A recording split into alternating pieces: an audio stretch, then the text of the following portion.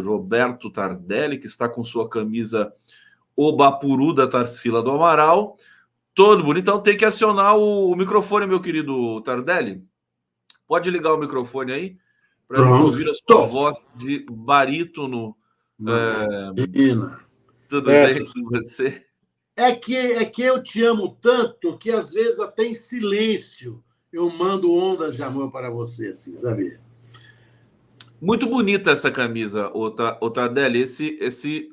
Essa pintura icônica da Tarsila do Amaral. Ele é todo cheio de camisetas. Essa aí, qual que é a história dessa camiseta? Essa é uma camiseta que eu trago, certo? Para homenagear a nossa Semana de 22, a nossa cultura nacional, e para lamentar que esse quadro Tarsila não está no Brasil, ele está em outro país. Nós perdemos a Tarsila, né? Certo? Verdade, tem uma coleção particular, né? Deve ser. É uma coleção particular e não está entre nós, o que é algo absolutamente doloroso, porque esse quadro ele pertence à história brasileira. Perfeitamente. Tanto quanto os outros que estão, por exemplo, no Museu do Ipiranga, que nada dizem da nossa história, que é uma história inventada, não é? Mas o Tarsila, que é um quadro tão importante para a gente, tão significativo, tão icônico, não está entre nós. Tardelli, eu queria começar a nossa resenha aqui falando do caso do acidente do Porsche. Aliás, do Porsche a gente já até desumaniza essa história toda. Quer dizer, o rapaz que dirigiu o Porsche a 156 km por hora, que bateu na traseira de um motorista de Uber que morreu no hospital. Eu queria que você fizesse uma leitura geral desse caso para a gente, na medida do possível, porque a polícia já entrou pela terceira vez com pedido. Concluiu o inquérito, né? A polícia concluiu o inquérito, pede pela terceira vez a prisão do motorista do Porsche, indiciado por homicídio e fuga do local, e a prisão não acontece, simplesmente, e a opinião pública já está ficando até meio irritada com essa questão, porque foi, assim, escandalosa, né? A violação que esse motorista causou aí nas vias de São Paulo. Diga pra gente, Tardelli. Bom, eu entendo o seguinte, eu entendo que a gente pode ter duas formas de ver essas coisas. Um erro, vamos dizer assim, grotesco de policiais militares, porque ele não fugiu da cena do crime, ele foi liberado da cena do crime. Ele foi liberado, Permitiram a ele que ele saísse juntamente com a sua mãe para que ele fosse procurar atendimento médico. Ele estava bem, ele estava absolutamente vigil, não havia necessidade alguma para isso. De tal forma que o que aconteceu com ele, querido Conde, não aconteceria em nenhuma outra situação que normalmente nós nos deparássemos. O que eu quero dizer? Houve um privilégio evidente para ele. E isso é interessante a gente discutir, e nesses momentos em que o Congresso vota leis querendo fechar a saída temporária, certo? Um outro deputado querendo que os estados legislem sobre armas de fogo, certo? Para terminar a impunidade. A impunidade não é causada, certo? Senão por esse tipo de atitude. O que é a impunidade? A impunidade é a prerrogativa que alguns possuem, prerrogativa não escrita em lei, não escrita em lugar nenhum, de não se submeter à lei. Deram a ele um tratamento VIP que a lei simplesmente não permite que seja dado.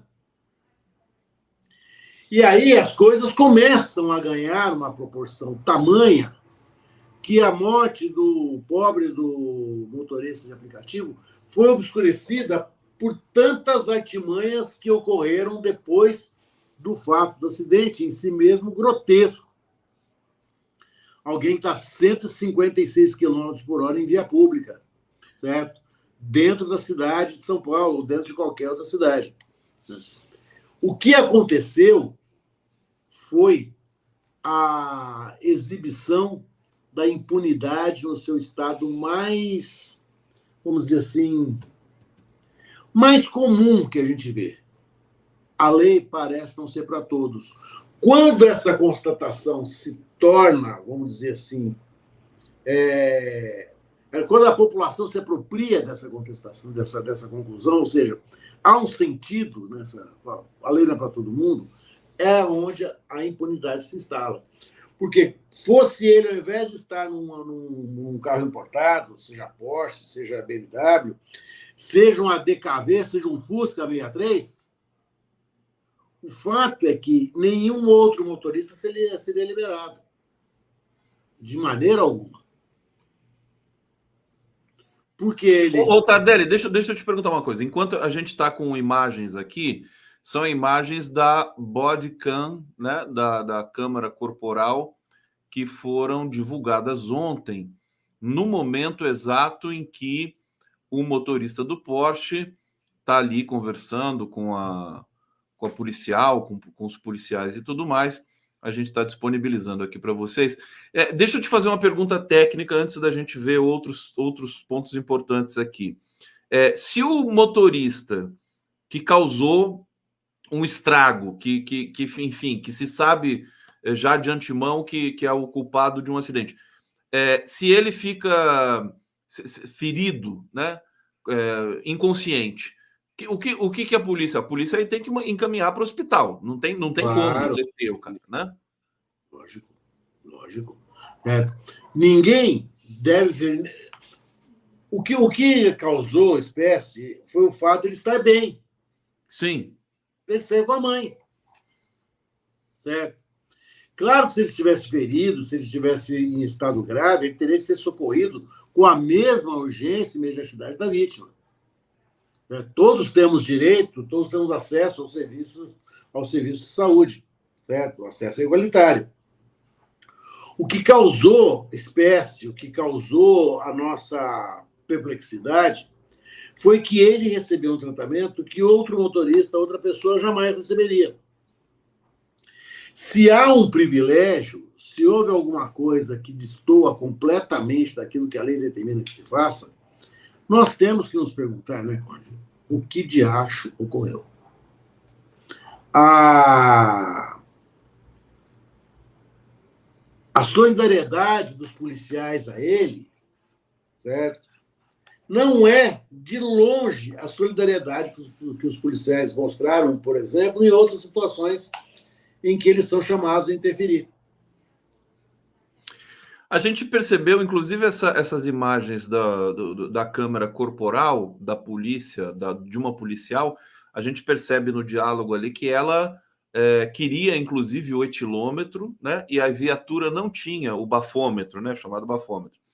A viatura não tinha, nem todas as viaturas têm bafômetro, mas aí o procedimento, segundo constou ali, que é a explicação das autoridades, é que ela tinha que esperar chegar um bafômetro para poder liberar o motorista. Agora, uma coisa ficou clara: as câmeras corporais são imprescindíveis para a Polícia de São Paulo, né? Então, essas câmeras corporais, por exemplo, essa câmera corporal na policial a salvou. Ela queria dar o segmento correto. Sim. Certo? Por alguma razão que nós não sabemos, ela foi, aspas, não é exatamente, estou querendo usar uma expressão que não tem, mas com um sentido figurado, ela foi voto vencido. Porque a vontade dela não prevaleceu. Olha, não tem o etilômetro, que é o nome de bula de remédio, o bafômetro, que todos nós sabemos qual é. Não, é só esperar chegar. Certo? As viaturas, elas têm exatamente essa presteza, essa agilidade para isso. Não demoraria mais do que 5, 10 minutos para uma viatura com um etilômetro estar lá à disposição deles. Né? Não se justifica a liberação do motorista. Ela é injustificável. Né? Quem deveria, no máximo, fazer essa liberação poderia ser o delegado de polícia ou o juiz de direito por ocasião da audiência de custódia. Jamais ele sair do local do fato. O policial militar não tem, nem em tese, nem de longe, essa atribuição. Olha, o senhor pode ir embora, certo? Vai se tratar de menino, vai passar você está assustado, vai para sua casa. Eu imagino que o rapaz que tenha causado esse acidente estivesse aterrorizado no momento do acidente, estivesse aterrorizado na hora que viu as consequências do acidente, estivesse aterrorizado na hora que ele viu como ficou o carro caríssimo que ele amassou daquela forma, né? O amigo dele ferido. Tudo isso a gente considera, mas o que eles não poderiam ter feito, em hipótese alguma, certo? É liberar o rapaz. Deixa eu te perguntar, não sei se você chegou a ver a família do rapaz, do Fernando Sastre, né? O nome dele é Fernando Sastre, ofereceu um salário mínimo para a família da vítima, que foi prontamente rechaçado pelo advogado da família da vítima e pela família da vítima. E eu achei abusiva essa oferta. É uma coisa, né, quase humilhante, né? Se oferecer um salário mínimo. Então, a inabilidade da família é absurda, né? Da família do motorista. Da família do motorista. Como é que você, diante de uma tragédia desse tamanho, diante da causação de uma tragédia que ceifou a vida de um profissional, de um pai de família, certo? De um cidadão, de uma pessoa que estava exercendo a atividade dela, como é que se oferece um salário mínimo? Que ideia foi essa? Quem teve essa ideia? E quem não conseguiu demover a família dessa ideia? Olha, é uma oferta que não se faz. Porque essa oferta, na verdade, revela, ou pode vir a revelar, ou pode permitir que a gente pense isso, e a gente pode pensar isso perfeitamente, que a família está absolutamente desprezando a condição daquele que morreu. Dá um salário mínimo para ele, tá bom demais. É o pós-fato. O Código Penal, no artigo 7º, diz que o crime se consuma com o seu resultado. Certo? Ele se consumou ali, naquele momento em que houve a batida, em que houve o choque, da colisão dos dois veículos. Muito bem. Só que depois desse fato, que foi o fato principal que ocasionou a morte do motorista do aplicativo, esse ainda é o fato principal, a morte do motorista do aplicativo, outros fatos subjacentes vieram e quase que obscurecem a morte do motorista do aplicativo. Por quê? Porque revelam um comportamento da família da vítima e das autoridades brasileiras, das autoridades policiais, absolutamente fora de qualquer aceitação ético-moral. Primeiro, os policiais não poderiam ter permitido que ele se retirasse do local. Por que o fizeram? É algo que eles precisam explicar. No silêncio da explicação, lógico e evidente que nós iremos ter 1000 especulações, nenhuma favorável. Porque isso não ocorreu com nenhum outro. Você não tem, Conde, querido, nenhum outro, não vou nem dizer precedente, porque o precedente a gente fala de tribunal, mas nenhum outro momento semelhante em que a polícia tenha atuado da mesma forma. Você não sabe disso. Se aconteceu, nós absolutamente desconhecemos. O fato é que a polícia deteria e deteve o motorista que ele entendeu causar o evento até ele ser conduzido à presença da autoridade policial. A autoridade policial iria autuá-lo, seja por homicídio culposo, seja por homicídio doloso. Mas o fato é que, no momento em que eles quebram essa rotina processual, eles abrem a estrada para a construção do argumento de impunidade. O que é a impunidade? Impunidade é a lei não tá para todo mundo. Ou a lei existe para todo mundo, mas para ele não importa a lei. É mais importante que ele fosse lá se cuidar. O amigo que estava quase morto está em coma, ficou em coma, parece que agora está se recuperando, certamente uma lesão gravíssima. um pai de família morto, e ele foi liberado junto com a mamãe. Rapaz, que isso? Ô, Tardelli, e como é que fica essa insistência da polícia pela terceira vez em pedir a prisão e ficar essa coisa enroscada? Quer dizer, muita gente até já pensa, porque a família do motorista do Porsche é muito rica, né? E a gente sempre desconfia de que alguma coisa errada está acontecendo aí no bastidor disso tudo. O Tardelli põe a mão na cabeça. Ô, Tardelli, mas assim, rapidinho, fala pra gente.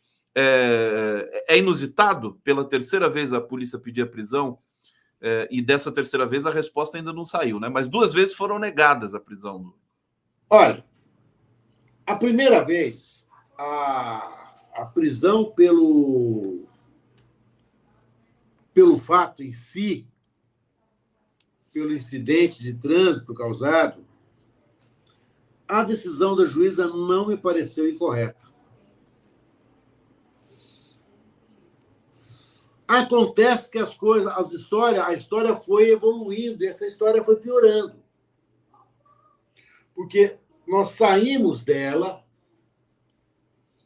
nós saímos daquela rua, daquele momento, daquela colisão, e passamos para uma atitude de Estado.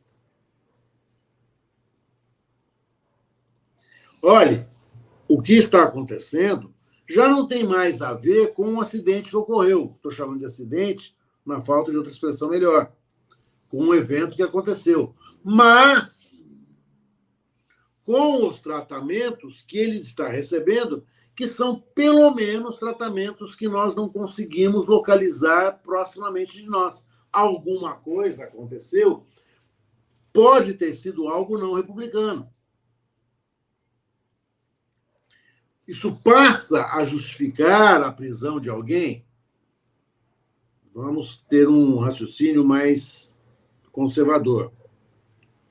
Pode, porque se eventualmente ele se valeu de algum meio não previsto na lei, não acolhido na lei, não aceito pela lei, ele pode muito bem querer furtar essa aplicação da lei penal. Isso é um fato que está ao alcance da intelecção de uma criança de 15 anos. Certo? O raciocínio que se faz para que ele permaneça em liberdade, certo? Olha, ele é primário, ele já está em liberdade. A liberdade que a gente tem, Conde, é uma condição que a gente tem, uma garantia que a gente tem, claro. Mas essa garantia começa a ceder a partir do momento em que uma prática criminosa acontece. Ele não tem o mesmo direito de liberdade do que nós. Olha, ele tem uma morte nas costas. Ele precisa, de alguma forma, responder por essa morte. Como as coisas estão indo, como as coisas se desenharam, como as coisas se fizeram para ele, se fizeram de uma forma que, se nós invertêssemos os atores, suponhamos que fosse o motorista do aplicativo que batesse no poste em alta velocidade e causasse a morte desse rapaz de classe média alta. O motorista do poste estaria recebendo as mesmas benesses? Até o presidente da República ia se manifestar como se manifestou com o cachorro lá, aquela história do cachorro também, que é terrível, exatamente, né? O que morreu na viagem. Ô, Tardelli, deixa eu avançar aqui, o pessoal está participando bastante aqui no bate-papo, deixa eu agradecer e trazer o comentário da Lília Oliveira, que é sua fã, né? Grata, Tardelli, pelo apoio aos senegaleses, você é demais. Aliás, eu vou parar até aqui, depois eu volto para o bate-papo, porque é o seguinte, você está apoiando os senegaleses, a comunidade, e nós tivemos ali uma tragédia. Eu quero só contextualizar aqui para o nosso público, né? Protesto contra a morte. Teve um protesto no centro da cidade com mais de 100 pessoas. Homem senegalês morreu na terça-feira após cair de prédio durante a operação policial. Manifestantes foram recebidos na Secretaria de Segurança Pública de São Paulo. O que está acontecendo, Tardelli? Primeiro diz para a gente também como é que você está participando, né, nesse apoio à comunidade senegalesa no Brasil. A comunidade senegalesa é uma comunidade bastante numerosa, talvez a maior comunidade africana no Brasil. Eu imaginei que fosse a angolana, e não é, é a senegalesa.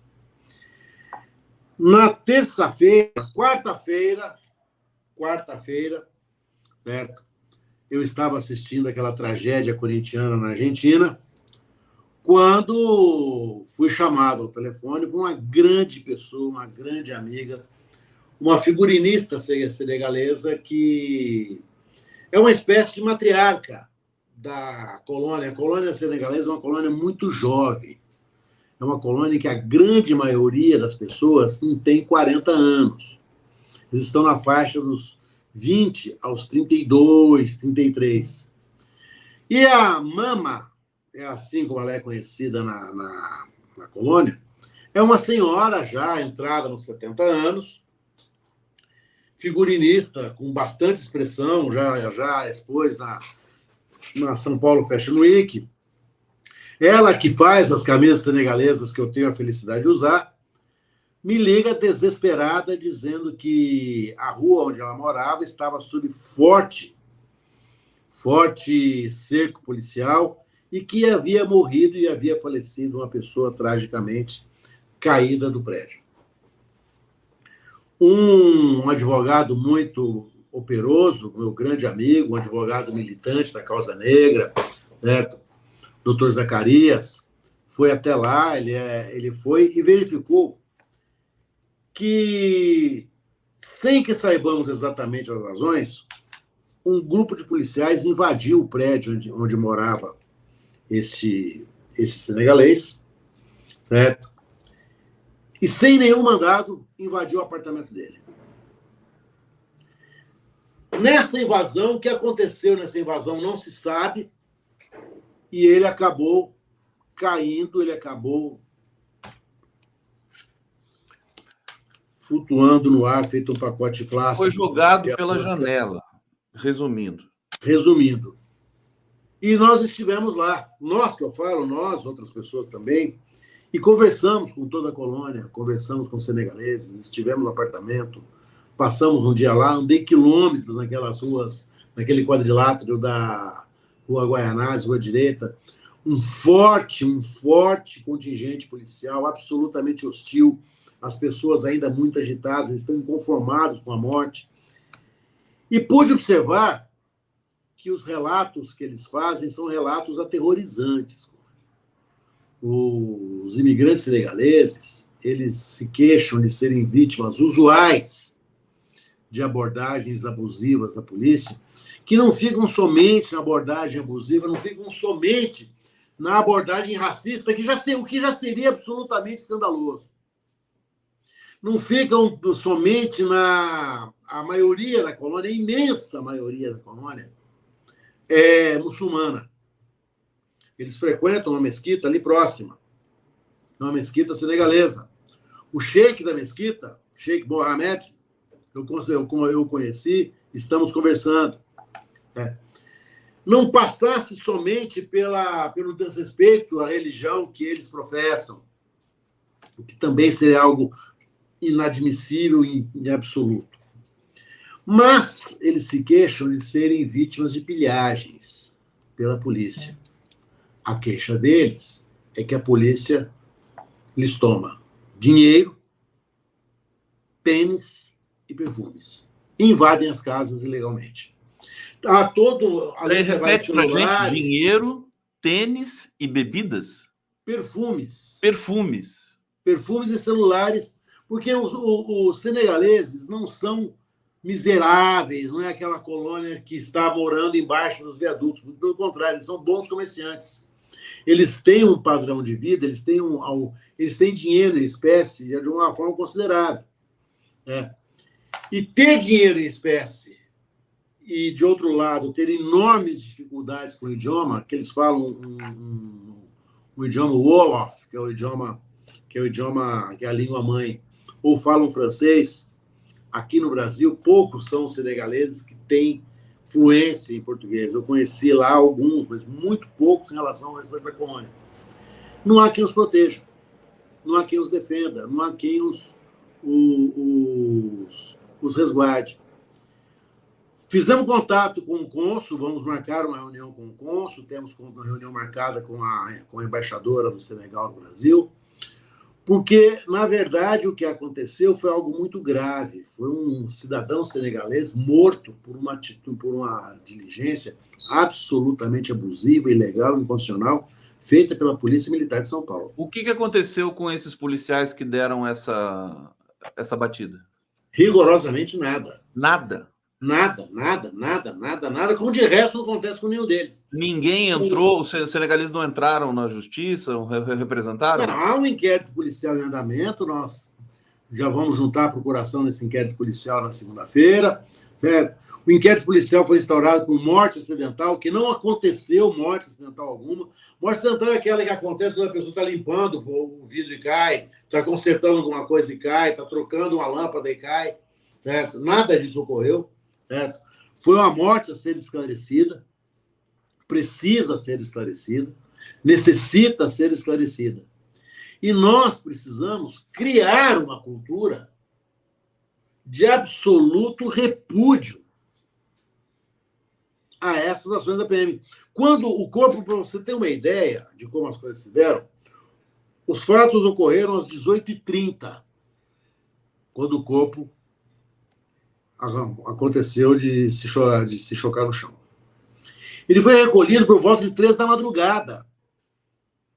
Depois do recolhimento do corpo, com a colônia absolutamente estressada, agitada, a rua se transforma numa praça de guerra.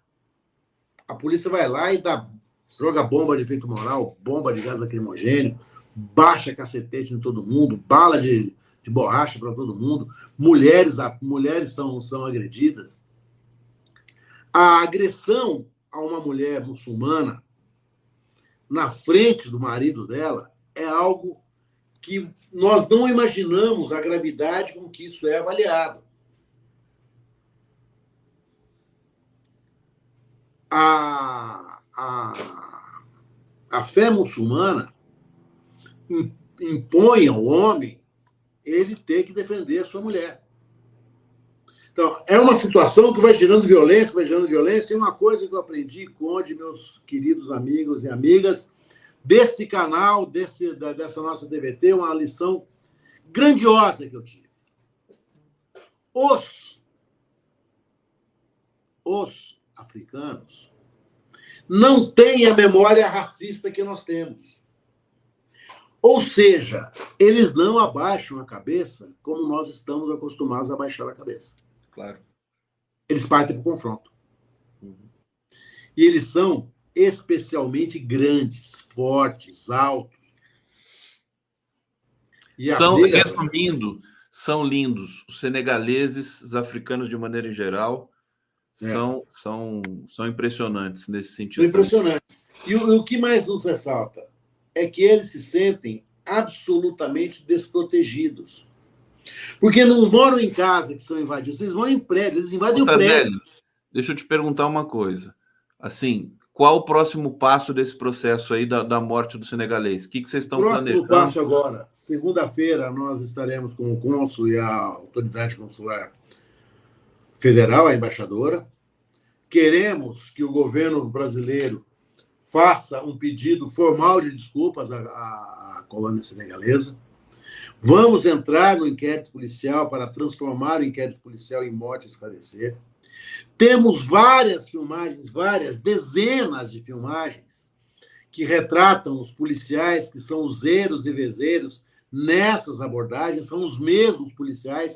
É preciso que se diga que os policiais não são aleatoriamente considerados, eu não posso dizer, a polícia militar é assim, mas os policiais militares que lá atuam, que são os mesmos, havia policial até a paisana dando tiro de bala de borracha nos senegaleses na quarta-feira. São os mesmos, são identificados, são conhecidos. Esses policiais, segundo eles contam, nos achaques que promovem também falsos flagrantes e muitos senegaleses, dizem eles, estão presos sem nada a dever, cumprindo penas injustas na... Tardelli, Eu acho assim, para resumir, eu quero trazer outros temas aqui para você também. O pessoal está pedindo aqui, vou para o bate-papo. Mas preciso produzir um relatório bastante detalhado sobre essa questão. Além do processo legal, né? Eu acho que é preciso produzir um relatório robusto, porque, pela descrição que você está me dando aqui, é um tema gravíssimo. A gente vê também, a gente vê que os imigrantes em São Paulo sofrem de maneira geral, né? Bolivianos, tem trabalho escravo, exploração, Sim. né? Você tem haitianos, venezuelanos, né? E o Brasil, que sempre se notabilizou por acolher e receber bem, né, os imigrantes, agora você tem, né, uma situação aqui que é constrangedora para o país, de violação gravíssima, não só de direitos humanos, mas também de enfim, na própria política internacional. Deixa eu ir para o bate-papo aqui. Olha, o Hussein Brasil está dizendo: curtir a live é crucial, clicar no dispositivo abaixo. Ele fez uma thread aqui no nosso bate-papo, né? O Hussein faz threads, que são aqueles comentários seguidos, né? A flotilha da liberdade levará ajuda a Gaza. Treino israelense traz polícia racista e fascista. Tardelli dá show nas falas e nas camisetas. Conde, cadê os líderes da Uni, da UBS e dos DAs, diretórios acadêmicos, né? Pergunta fica aqui no ar, né, para todo mundo.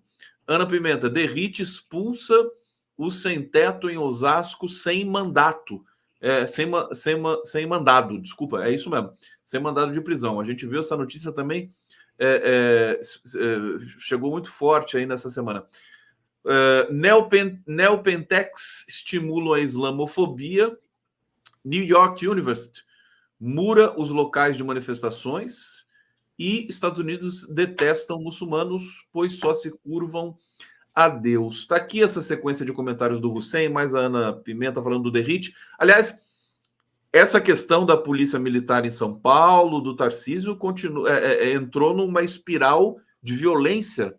Entrou numa espiral de violência que está fugindo ao controle, certo, dos seus órgãos de comando.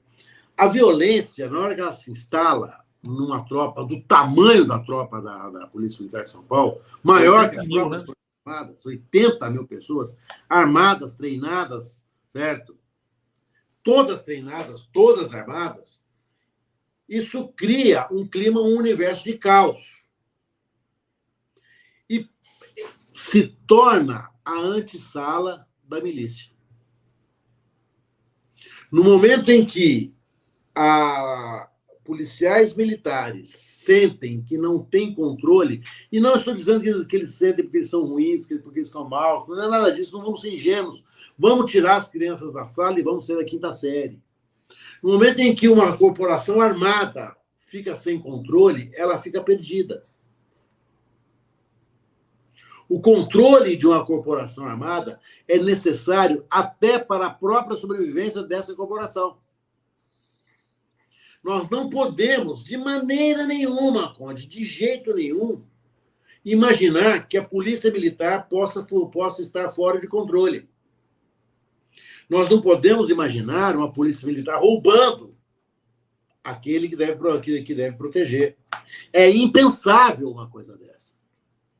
Isso é um pesadelo. Porque isso é uma bactéria moral que vai se alastrando, e ela chega um momento que ela toma o corpo como um todo. O nosso governador está brincando com fogo, com os olhos vendados à beira de um abismo. Ele está empoderando a polícia de uma forma irresponsável, inconsequente e perigosa para a própria polícia. Todos nós precisamos de polícia. Todos nós precisamos de polícia.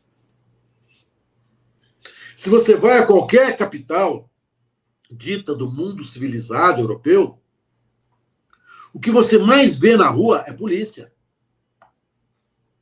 É a polícia, é o policiamento que vai garantir, que vai nos proteger, mas é um policiamento que nos proteja e não nos ameace. Nós não podemos ter uma polícia seletiva, nós não podemos ter uma polícia militar que dispensa o rico e prende o pobre. Se a gente, volto a dizer, se nós invertêssemos a cena do crime, do carro do rapaz que bateu no motorista do aplicativo, e fizéssemos com que ele fosse a vítima, esse motorista do aplicativo já estava preso há muito tempo. E provavelmente os algoritmos de aplicativo estivessem tendo que dar explicações. O que nós estamos vendo é a escalada da pior impunidade. Do policial que desafia e descumpre a lei, o que é algo que nós não podemos sequer imaginar. E daqueles para quem a lei existe, mas não é exatamente algo para se preocupar com ela, porque ele pode, por méritos próprios, por méritos familiares, por méritos econômicos, por méritos de cor de pele, ser dispensado de uma cena de crime em que jamais teria que ser dispensado. O que nós temos hoje é uma polícia militar que brinca com fogo, um governador que brinca com fogo. Quando ele quiser retomar essa disciplina, provavelmente será tarde. Quanto mais grave a doença, mais amargo vai se tornando o remédio. Vai chegar uma hora que eu não sei como esse remédio será ministrado, mas vai ser altamente traumatizante, porque nós não podemos conviver com o poder armado fora de controle. Poder armado, qualquer que seja, em qualquer lugar do planeta, seja no Iraque, seja na China, seja na Bélgica, seja na Austrália, seja no Brasil, precisa estar sob direto e duro controle. A arma só pode sair do coldre do policial em último caso. Se nós relativizarmos e permitir que ele tire a arma no primeiro momento, nós vamos criar um banho de sangue eterno. Não é possível.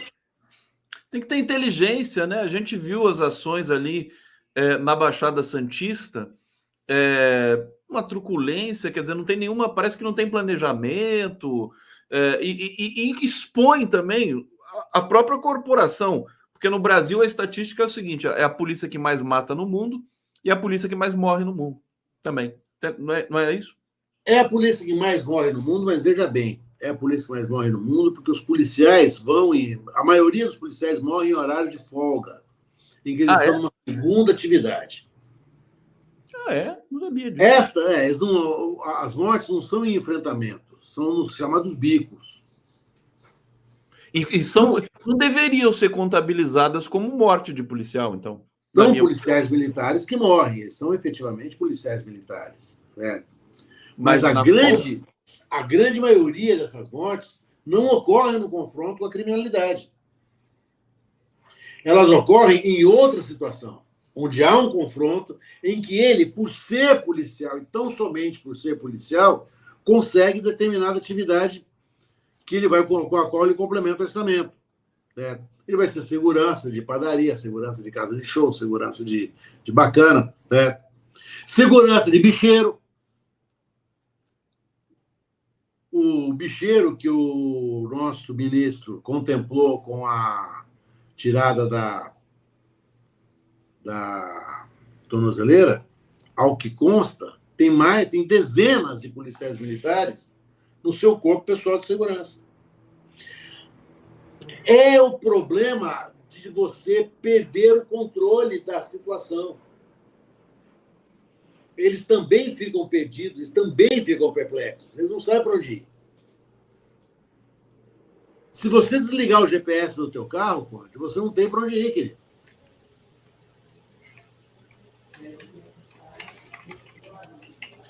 Meu querido Tardelli, deixa eu só receber aqui o nosso glorioso trompetista. Olha lá, trompetista. Fabiano Leitão. Você conhece esse menino aqui, Tardelli? Conhecendo agora, que bacana. Ah, é? Conheci de nome, já ouvi dele. De nome e do cinema, né? Porque ele é cinematográfico. Fabiano, bem-vindo aqui, meu querido. Tudo bom com você? Tudo ótimo. Opa, Tardelli, satisfação, companheiro. Mais uma vez aqui com você, depois de tantos carnavais, tantas histórias. Você não pode ficar tanto tempo sem vir aqui, o Fabiano, pelo amor de Deus. Ô, Tardelli, querido, você quer concluir com um recado, um chamamento? Ó, seguinte, hein? Você fala direito comigo. Fala direito comigo hoje, vai sair o nosso novo episódio. Por favor, gostaria que todos vissem, assistissem, olhassem, criticassem, certo? E quando criticar, por favor, critique com educação. Se for para dar canelada, a gente devolve a canelada também, certo? Eu não sou conde. Conde vem nobre de berço. Eu não sou. Ixi, ele até caiu. Peraí que Então, estou aqui. Grande beijo a todos, Conde. Bom fim de semana. Certo? Obrigado, Tardelli. Parabéns aí por toda a sua ação aí, inclusive junto aos senegaleses, o que o pessoal ficou muito comovido, contente e orgulhoso de você e nós também. A gente vai conversando, querido. Obrigado. Prazer em conhecê-lo. Grande beijo para ti.